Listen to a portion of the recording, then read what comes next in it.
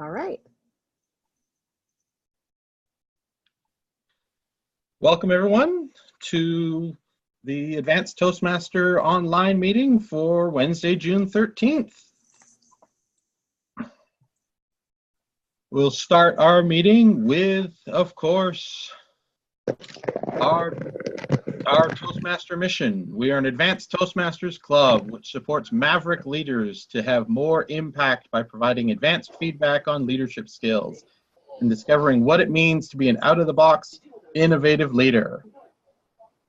And today, we've had quite a number of people fall sick or injured or otherwise unavailable. So we have a bit of a small meeting and we're going to be having to wear many hats today. But as a maverick, that's what we can do. Oh, I see our theme is masculine leadership, which actually I think the hat thing fit for that in a way. We don't have, I think because of our numbers and the fact that we have to be repeating a number of roles already or doubling up, we don't have a grammarian, and I think that we'll be okay to keep it that way. But definitely we need a timer, and Trisha Grow has signed up to be timer as well as speaker, so we'll cover timing her speech as well. But Trisha, you want to show us the lights that you have? Please welcome Trisha.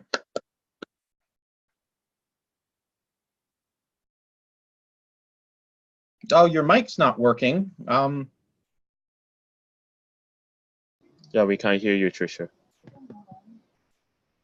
You might want to unplug your ear set again and plug it in.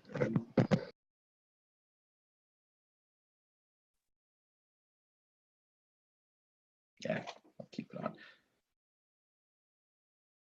No.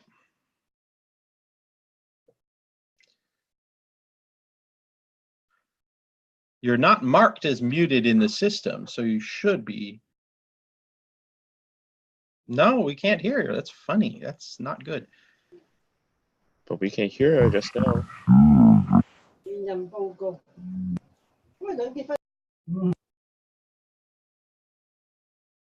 Well, I just heard something, but... Okay, is that...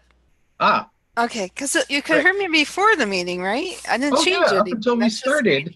Okay, well, figured it out anyway. Sorry, dog heard something. Any case, for Dawn's speech, which is 2 to 3 minutes, she'll receive a green notification at 2 minutes, a yellow indication at 2 minutes and 30 seconds, and a red indication at 3 minutes, and she'll have 30 seconds to wrap up. For my speech, which is 6 to 8 minutes, at 6 minutes, I would receive a green, at 7, a yellow, and red at 8. Again, I'll have 30 seconds to wrap up. Table topics are 1 to 2 minutes, green at 1, yellow at 1.5, red at 2, and evaluations are 2 to 3 minutes unless we do round robin, which they will only be 1 minute each, in which case I will just show a red card at 1. Back to you, Mr. Toastmaster. Thank you, Trisha, for explaining the times. Before we actually move to the speakers, we need to establish who's evaluating whom. Aaron, who would you like to evaluate, Trisha or Dawn? I'm fine with both. They are all great. You can take your pick. It's fine. I'll put you down as the first evaluator. So you're evaluating Dawn, and I'll evaluate Trisha. Okay.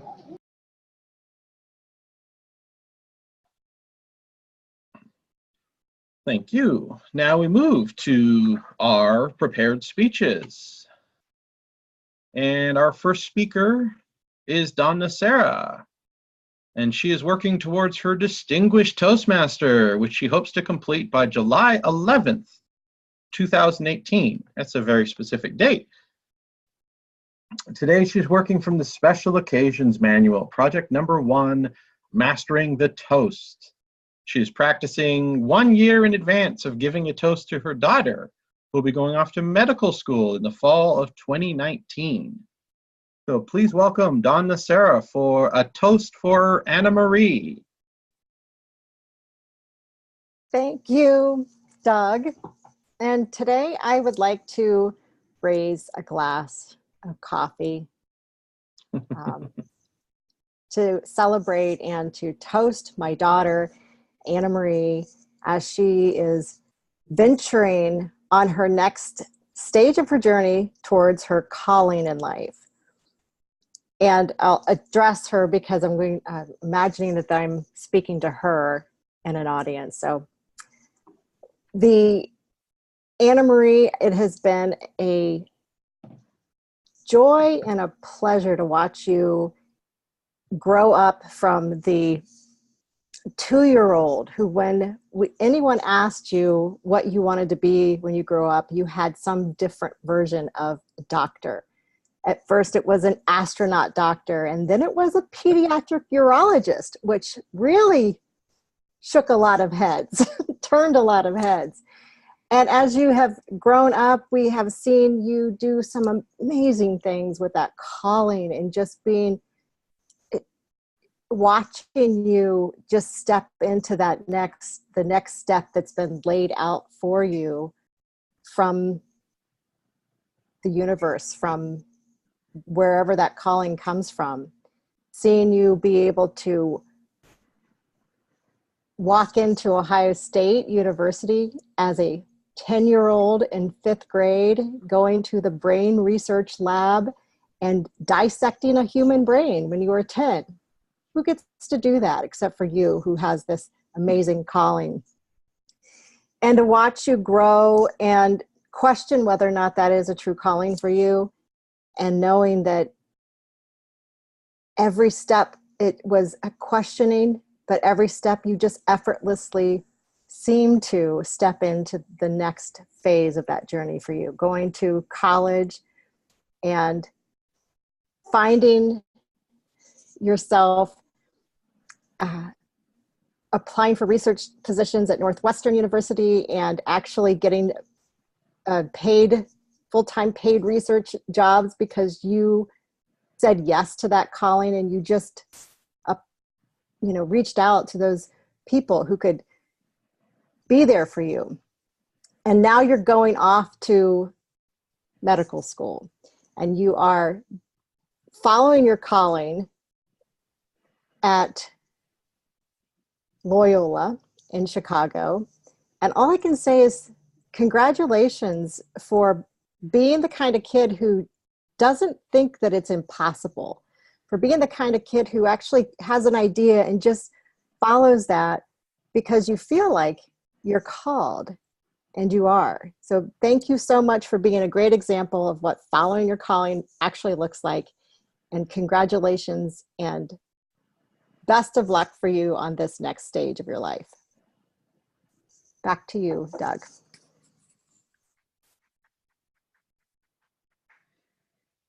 We'll all raise our glasses to Anna Marie. Thank you, Dawn, for giving a great post. I expect it'll go very well at the time. Our second speaker is Trisha Grow, and she says this is actually a back pocket speech as well as a record-breaking speech streak for Trish. This is her 3rd speech in 3 days, and she'll also be completing her Advanced Communicator Bronze in no time at this rate to present project number 4 from the storytelling manual, The Touching Story. Please welcome Trisha Grow with Alive.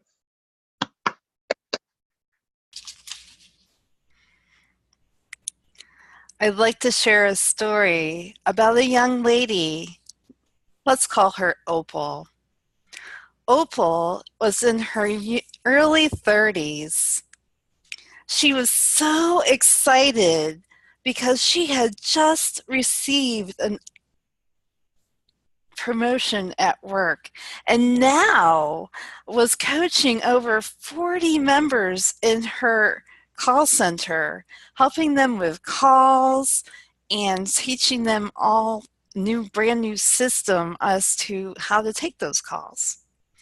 She also was getting ready to celebrate her third wedding anniversary with her husband in Las Vegas, Nevada.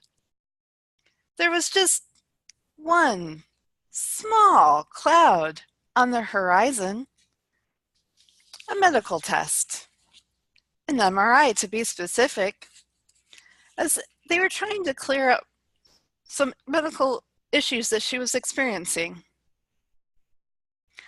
On the day of the test, she requested a long lunch as she tried to go to the appointment and be back to work in an hour or two. Once situated on the table and placed into the machine, she just closed her eyes tight and listened to the pipe music on the headset they had put her in, and tried not to listen to the banging, clanging, terrible, screeching noises that the machine made. She was pleasantly surprised when, after just a few moments, they pulled her out of the machine. But that quickly vanished when they explained to her that they were going to have to add a contrast to her blood and start a new scan. Well, this was a little bit confusing because she didn't recall that being on her medical request, but she complied because she just wanted to get this test over with and go back to work. Finally, the test was done, and she went back and got dressed and headed back to the reception area to check out. And she waited and waited, and after about 30 minutes, she approached the reception desk and asked them what was going on. The receptionist apologized and said she would check with the radiologist to see what was the holdup. And only just a few minutes more, out pops a nurse. And she says to Opal, "You must go directly to your doctor's office right now."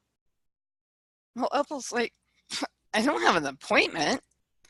Nurse said, "Nonetheless, you must go immediately." So Opal rushed right over to her doctor's office, having no idea what was going on because they would not tell her a thing at the testing facility. Once she made it to her doctor's office, she was brought right into her doctor's private room. The doctor stood at her entrance, came across the room, and held her biceps, looking her straight in the eye, and said, "It's a tumor." Opal collapsed, weeping, because she had just recently lost her mother due to ovarian cancer, and that was the only thought that she had in her head, that she'd be joining her shortly. Not even 2 weeks later, Opal was scheduled to visit with the brain surgeon. And after shortly looking at her report, the surgeon exclaimed, "How in the heck were you working full time?" So I had no other choice. No one actually believed that there was anything wrong with me, and booked me for brain surgery 2 weeks following this appointment. I remember distinctly waking up from that surgery, blurry-eyed, intubated, and chained to the bed. So I could not see, I could not speak, and I could not move. The only thing I could think of was to use the shackle on the side of the bed to try and make a noise so the nurses would hear and come to me. I was partially paralyzed. I couldn't see very well, and I was unable to do the simplest thing for myself. But I was alive. Fellow Toastmasters and honored guests, you may have noticed towards the end of the story that Opal became me. Yes, this is my story. I am Opal. And I thank God every day that I am here, I am alive, and I am able to share this story with you. Back to you, Mr. Toastmaster.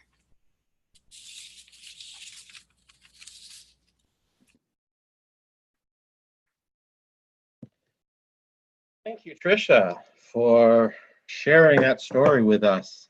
Definitely a touching story. And, well, we're all glad that you're here with us today still.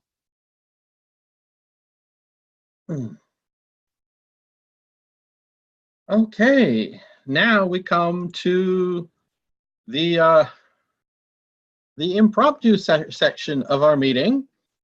And to be our table topics master for today, we have me. This is the role I was actually scheduled to do for today, but we take on what we need to. Now, I want to do something fun that I've enjoyed in table topics, and maybe you've experienced a table topic like this before.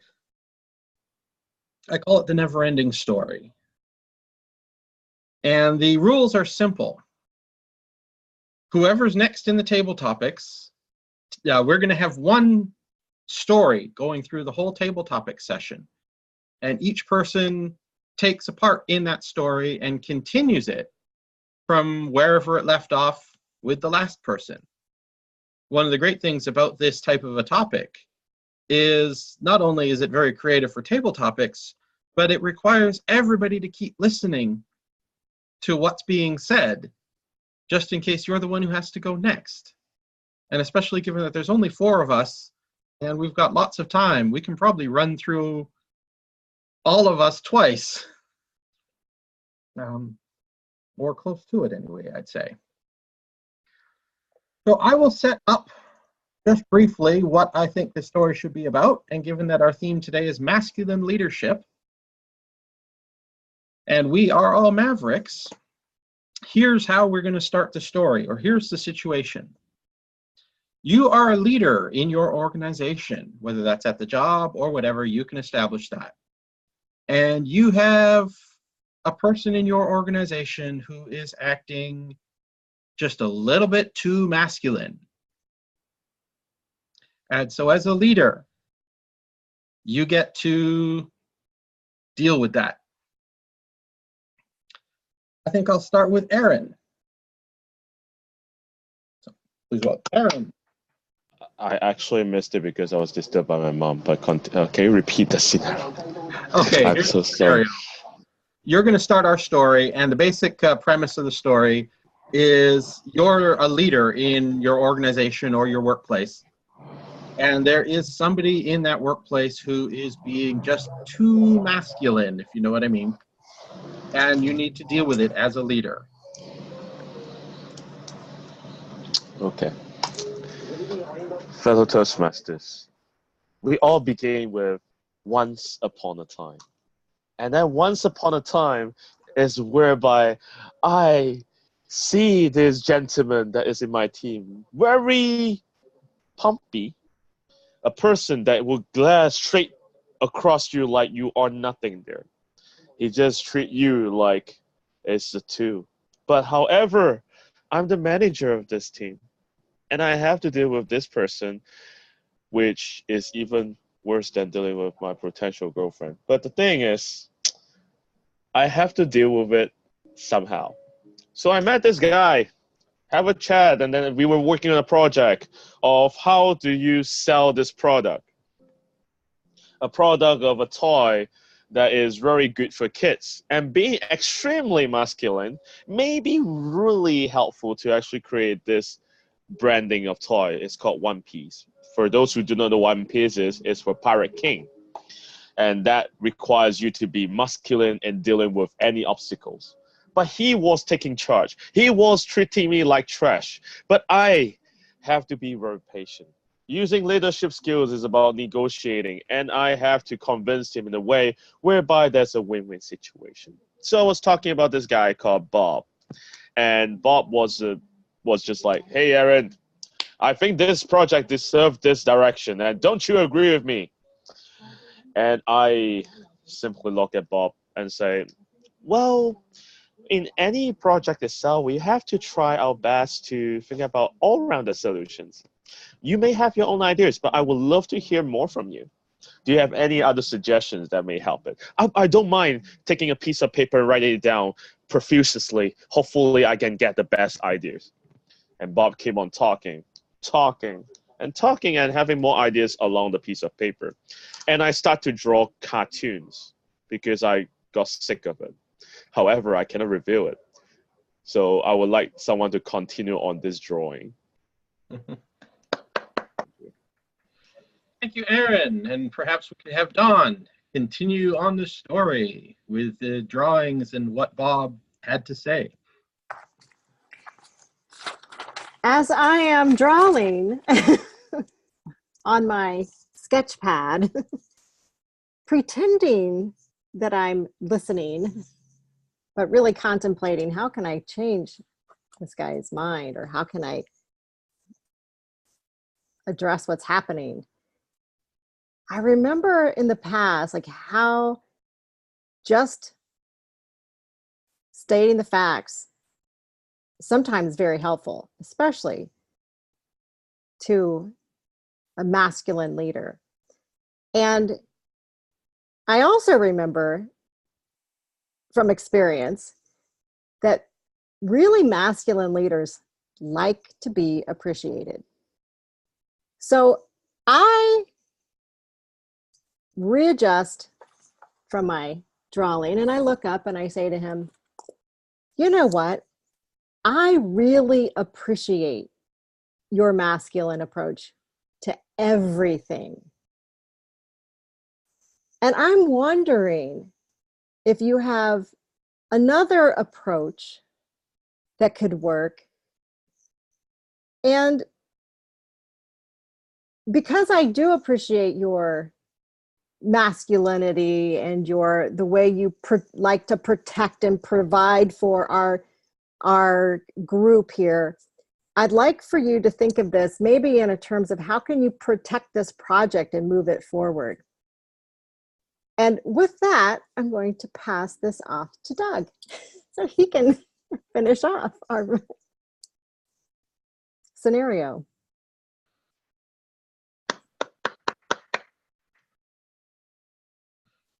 Well, thank you, Dawn. I could certainly continue the story from here. Our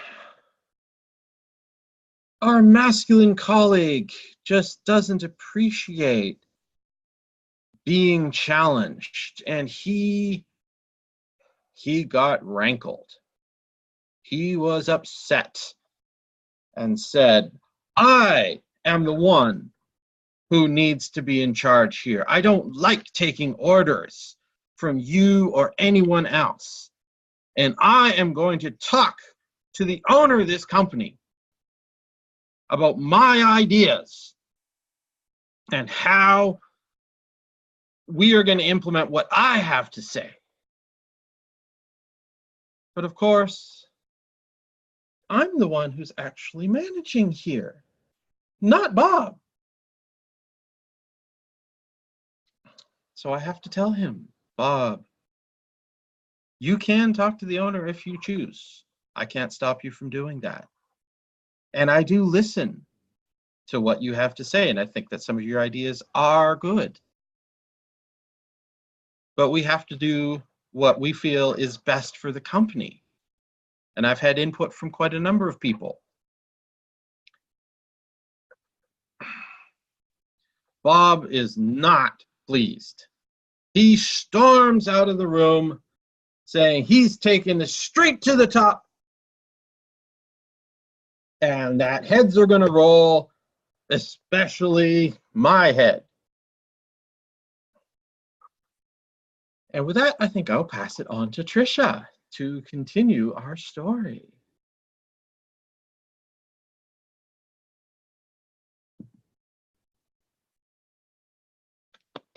Thank you. Some random window popped up blocking my being able to click on my headset. Oh, Bob. Oh, he's just going to create his own mess. Going to the owner and setting himself up for failure.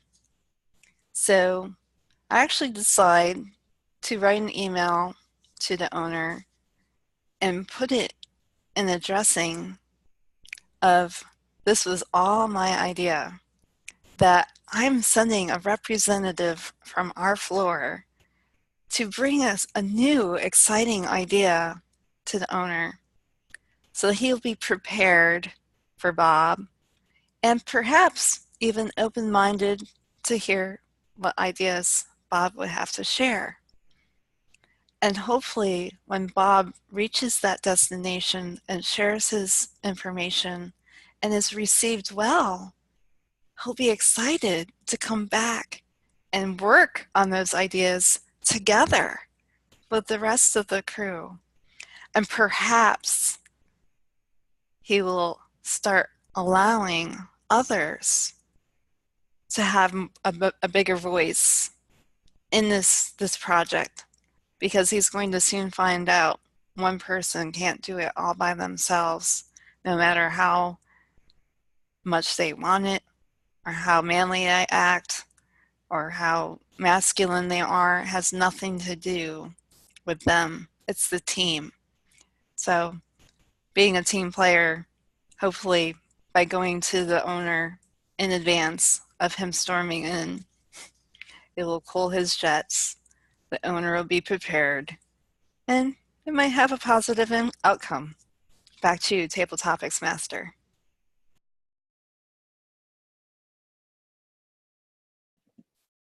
Thank you, Trisha, for continuing our story. It's now, actually, it's practically 12:30, and this is the point where on the schedule we would open the general evaluator. So I think maybe we will end the story here. I think it's been a fun little session with everybody contributing to our overall story. So thanks, everyone.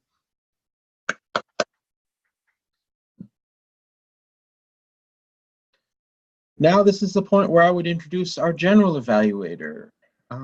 Did we actually have anybody to do that, or should I just introduce the evaluators? I can move straight forward. In this case, I will introduce our first evaluator, Aaron, who is going to give feedback to Dawn. And I think that we have some time after each evaluation to open it up for a bit of round robin. So please welcome Aaron for the main evaluation. Thank you very much. So I was wondering whether you want me to do a round robin first before I give mine, or I should give mine first and do the other way around. I'm inclined to say you get your 3 minutes first. Okay, sure.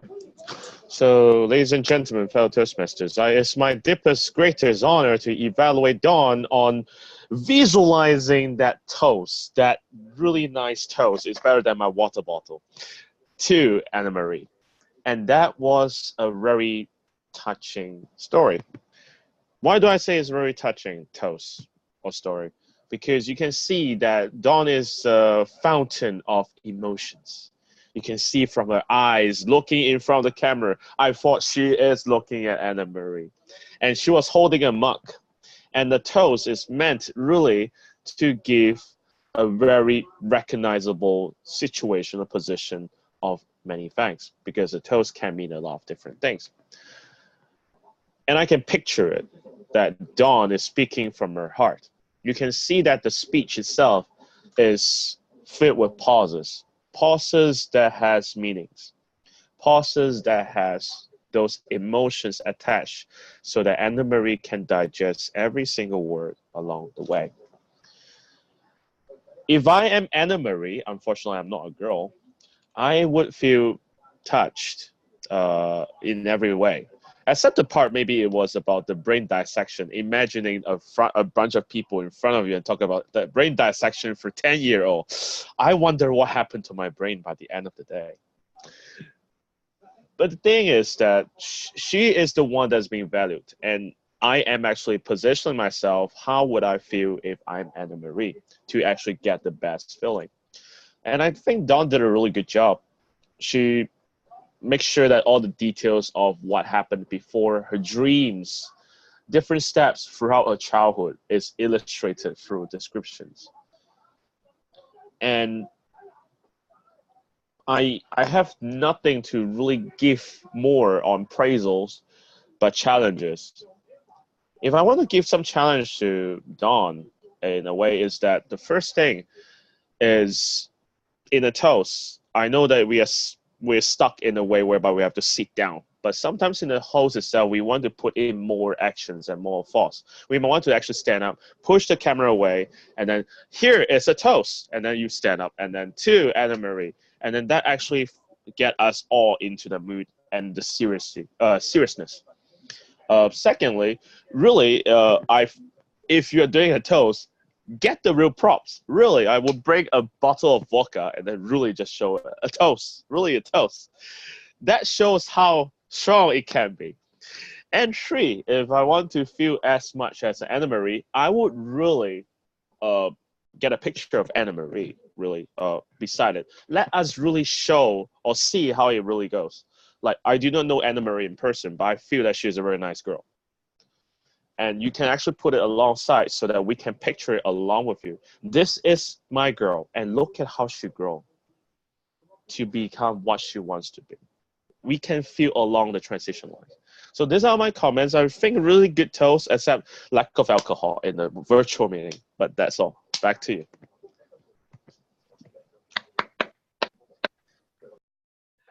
Thank you, Aaron, for some feedback. Tricia, do you want to give Dawn any comments in a round robin? I thought Aaron made some excellent points that it would have been nice, even if somehow you had projected her picture on the wall behind you, or, like he said, just showed her progression through the years back when she was just a little girl with I can't even pronounce it correctly, urology. I mean, who comes up with that? That's a very specific kind of doctor at a very young age. So I can't even imagine what a toddler she was like. But yeah, I thought you did an excellent job. You painted that picture for us, even though we didn't have a picture. We saw her. We saw her progressing through her life. So I just thank you for sharing that speech with us, and I'm sure by the time it comes to actually give it, you will be so polished it won't be a problem.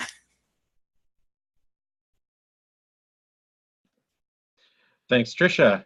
I'll just agree with the others, both of them, that I think you presented a great story, a nice little chronological progression of what really has been a lifelong ambition to be a doctor.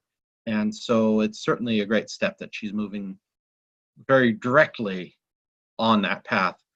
I think I'd also agree with Aaron that probably at the end, asking for the actual toast as opposed to just congratulations would be a good thing overall, since this is the toast. But overall, I think it was excellent. Okay, now we come to the second evaluation, which will be done by me. I'll be evaluating Tricia's story. Tricia, I think you gave a great story. Definitely fulfilled the objectives of a touching story. We really felt what you were going through at the various steps, the waiting, the feeling of being in the MRI. And I've had one done before, and I know what it's like to be in that very claustrophobic machine with those noises. And I thought your description was great. It was very effective. I liked overall the way you use your voice. You had great energy, you had emotion. Your vocal variety was good. You had great pacing and pause a number of times, particularly where you were saying, everything was good except for the small cloud, a small dark cloud, and you really paused and emphasized that quite well. One of the things that you could watch out for is particularly where you were giving a gesture, on that small cloud, but it was kind of just off the screen space. I could see maybe half your hand. So something to just watch out for there when it comes to being on screen here. And I also like, because this was a story, that you really had a great pacing for the story, and particularly in the middle, you created a good sense of sort of mystery and dread, and oh man, something's coming and it's not going to be good. And we could just feel that. So that was really well done. I did wonder, as early on in the story, whether you were actually Opal. I was kind of thinking this could actually be a personal story, given that we know a bit about your history already. And then I noticed halfway through, you switched to the first person. And I'm like, oh, okay, yeah, there it is. And I'm glad, actually, that you mentioned at the end that, you might have noticed that I switched to the first person, because, yes, Opal is me. I think that was a good way to end the story as well. So, yeah, I'd made note of it about switching to first person, but I think you handled that effectively as well. I think maybe one challenge I could have to really enhance things overall just a little bit would be about your opening. I like to have something, the first thing that I hear grabs my attention. So I think, having a question, how do you deal with some medical bad news, might, kind of grab our attention and move into the story quite well. But overall, I think you did a great story, and I was definitely touched. And certainly I'm glad that things have been going well since then. Would anybody else like to add comments for our round robin then? Done. Thank you, Doug. Trisha, I, again, enjoy every story that you tell.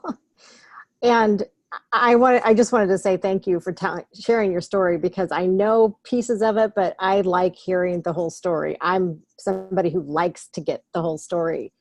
And I agree with what Doug said, having an introduction kind of grab you, but I'm sure that Doug's suggestion, is just one option. I think that you'll find, if you tell this one again, which you probably will, but there's another introduction, like maybe even like, do you know somebody like Opal who gets some, maybe, because I know you like the element of surprise. So, do something with that. I think that would be playful. The other thing is, I would like to suggest or challenge you to bring in the dialogue of other characters. And you kind of did that when you were talking about them pulling you in and pulling you out, or what they said, but like really enhance that, because I think you have just an amazing, just natural ability to do the storytelling. Once you get some skills behind it, I think you're just going to be fantastic. And dialogue, I think, will to really enhance that again. So back to you, Doug.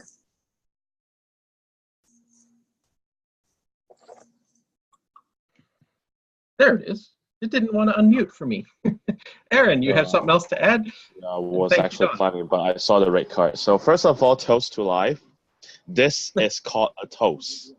Okay. Toast to life to Trisha. Really, a very amazing story. Wow, strong gene. But the thing is that it's about the part that I do concur with the others evaluator talking about how you portray the story and how it can improve. My suggestion, or my feelings first, is that I know the story because you talk about this story for a few times, and I figure out immediately that should be you. But along the side, I'm trying to picture myself as the third party, what I would feel if I'm just an audience that never heard your story. And alongside, I can see the intensity. I would love to see more details that you paint oval, that it will be actually better for us to distinguish yourself from that story until you put us back that you are oval. Then that way we'll actually create a contrast, create a twist, so for other people to feel a shocked face that everything that they have digest actually comes to who you are to them. And life is very precious and also worth fighting for. Another challenge for you is that as I do agree about the dialogues, I want to see more of the inner struggles, the inner voices that you were going to talk to yourself about. I want to see how it can be related through actions, because I don't think at that moment you were too energetic to actually say something, but you might want to actually tell us what really happens in your mind. So that's my suggestion for that. Back to you. Thank you, Aaron and Don, for giving Trisha some extra feedback. Cheers, Aaron. This brings us to the concluding part of our meeting, and I'd like to ask Trisha for our timers report, please. Yes. For Dawn's speech, she spoke for 3 minutes and 12 seconds, and I believe Doug had my speech timed. Yeah, you spoke for 6 minutes and 12 seconds. So. Okay, so we both fell within our time limits. Good job. For our table topics, I have that Aaron spoke for 2 minutes and 15 seconds, Dawn 1 minute 39 seconds, and Doug 1 minute and 38 seconds. I didn't time myself. I'm sorry. You were 1 minute 56 seconds. Okay, Trisha. thank you. And for our evaluations, the main evaluation, Aaron spoke for 3 minutes and 21 seconds, Doug for 3 minutes and 15 seconds. I have for Aaron an additional 1 minute and 30 seconds during that evaluation time, and Don 1 minute and 21 seconds. And that is my report. Thank you, Trisha, for keeping our time and for giving us that report. Now, I did not prepare any specific comments on the meeting, but perhaps we could have anybody who wants to comment speak up at this point. I would have one comment. Doug, I really appreciate the fact that you can wear so many hats. But one of the things I was mentioning last week, and I don't think you were there. Were you there last week, Doug? During the meeting, not after. Okay. Well, maybe even during the meeting, I was mentioning how difficult it is for us to like create these changes of like we're doing the additional evaluation. At least for me, it's difficult. I appreciate the fact that you kind of lock it into your brain.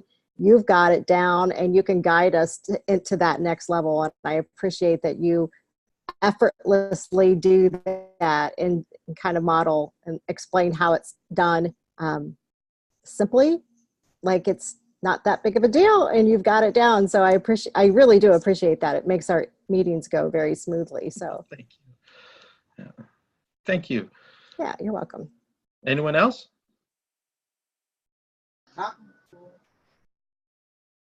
I can give some comments. I love it. I love the meeting today. I thought that we become 4 cowboys and then take a gun and then just like, this is your turn. Bah. Or the situation whereby the flow is on time, everything is in control. Although we miss out the grammarian role or the GE role, everything is still fine. It's like 4 buddies chatting over a bottle of sake and then talking about everything that happens in life, and we can have fun.